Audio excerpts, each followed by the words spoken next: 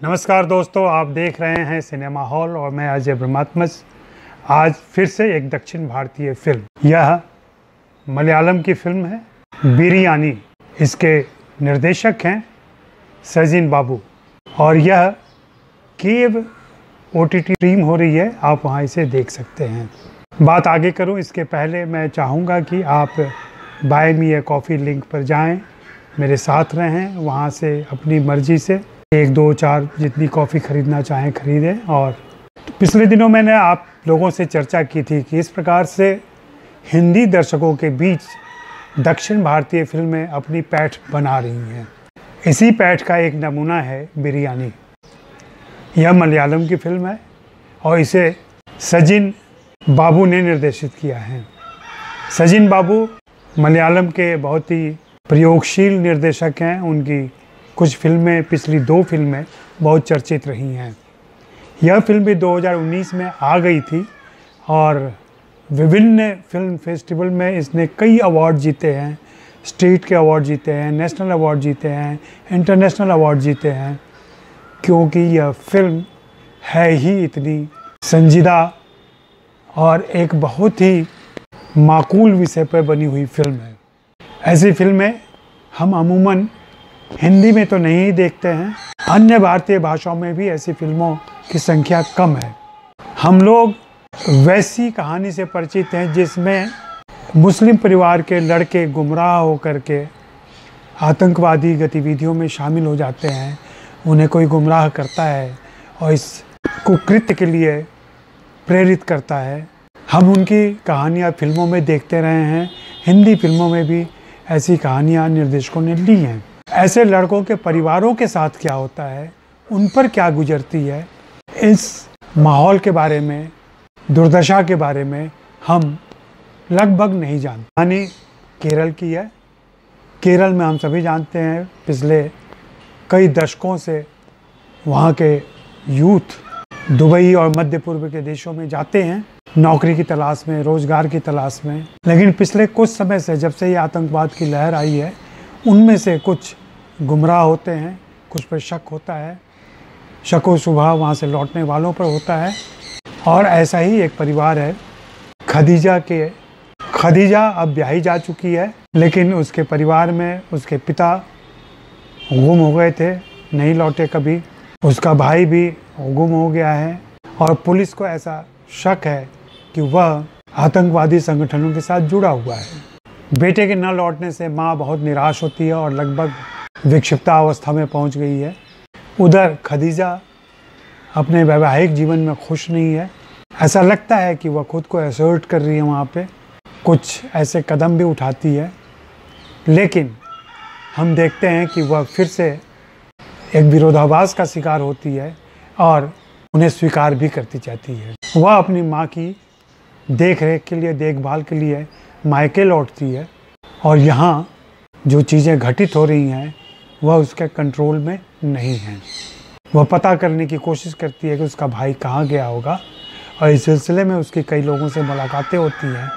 उन मुलाकातों से उसे मदद की भी उम्मीद बनती है। उधर उसका पति मोबाइल फ़ोन पर तलाक तलाक तलाक लिख कर भेज देता है। मुस्लिम परिवारों में औरतों के साथ किस तरीके का अन्याय होता रहा है, इन पहलुओं पर फिल्मों में टच इसलिए नहीं किया जाता है कि बहुत संवेदनशील मुद्दा हो जाता है, लेकिन सजिन बाबू ने बहुत ही करीने से इस दर्द को, उस महिला की पीड़ा को पर्दे पर व्यक्त किया है। उसका संघर्ष कई स्तरों पर हो रहा है। एक तो माँ की ज़िंदगी बचानी है क्योंकि वह बार बार समुद्र की ओर भागती हैं। दूसरे, अपने भाई की खोज करनी है और तीसरे, अपनी पहचान, अपनी यत्ता की भी बात करनी है। और इसमें वह कुछ मददगार, शोषक, कुछ मौके का फ़ायदा उठाने वाले व्यक्तियों से मिलती है।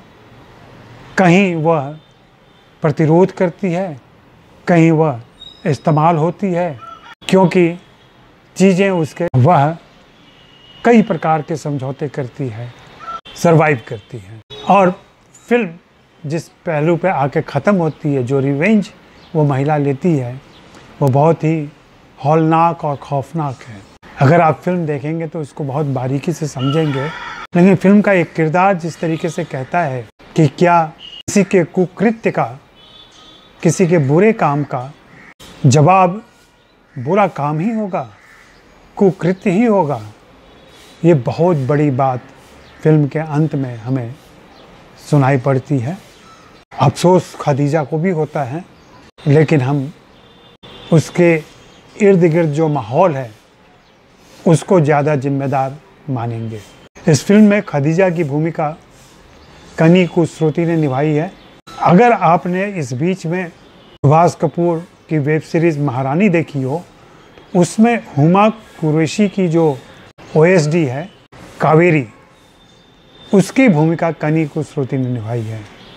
कनी कुश्रुति ने इस फिल्म में खदीजा की भूमिका निभाई है। बहुत ही साहसी भूमिका है यह, और उन्होंने बहुत ईमानदारी से खदीजा के मनोभाव को, उसके द्वंद्व को, उसकी पीड़ा को समझते हुए व्यक्त किया है। उनकी आंखें बोलती हैं, खामोश जुबान लेकिन बोलती आंखें बहुत कुछ कह जाती हैं, जो अव्यक्त पीड़ा है जिसे आप महसूस कर सकते हैं फिल्म देखते हुए। उनकी माँ की भूमिका शैलजा ने निभाई है, और मोमिन की भूमिका में जो कलाकार हैं उनका भी काम बहुत ही बेहतरीन है।